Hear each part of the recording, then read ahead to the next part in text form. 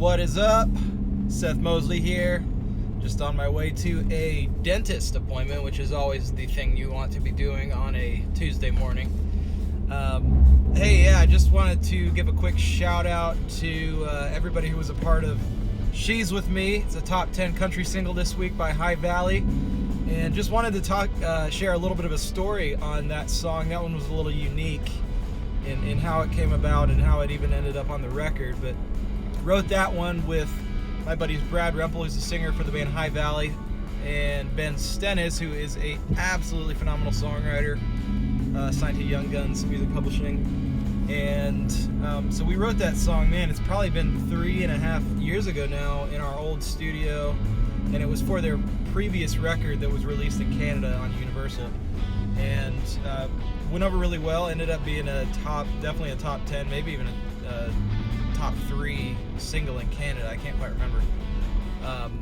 And then time came to make their record here in the States, which was on Warner, and that song was never really in the mix for, could that song possibly, because what we were doing was we were taking songs from that record and seeing, hey, can any of these make the cut for the new record. Make You Mine, their first single, which ended up being a top 15 country hit, was from that batch, but She's With Me was not even on the radar. And then this is the power of Spotify and metrics and being able to actually measure what songs are resonating.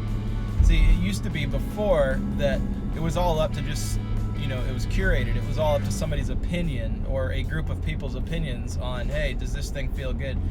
Now we have the luxury of putting songs out, putting music out, and letting the numbers tell us what are people resonating with. Now, granted, some of it's still a little bit weighted based on whoever adds it to a playlist, but still, you can kind of get a feel, because people who add songs to playlists are generally watching things like skip rates, which means anytime somebody skips a song on a playlist, or retention, how long they listen to a song. That's the beautiful thing about these metrics, is the people curating these playlists are actually really smart. They're doing their best to ensure that the songs that are on the playlist are ones that are resonating with people. So back to She's With Me, that one ended up staying pretty on top of some of these playlists, and when they were looking at the sales and the downloads and the stream metrics, when it came down to the end of the record, we had already cut a full record's worth of songs. That song was not even in the hopper, so to speak. And when it came down to it, there was just this undeniable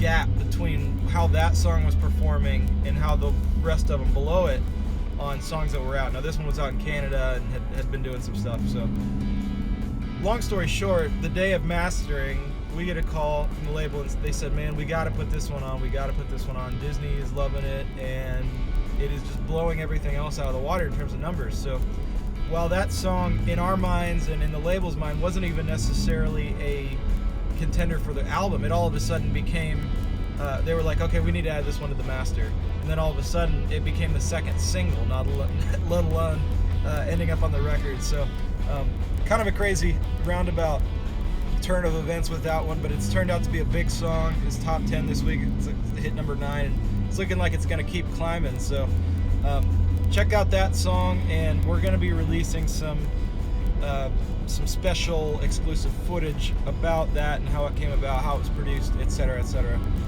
That's She's With Me by High Valley, and man, just check it out. If you like it, share it with a friend, and how that applies to you.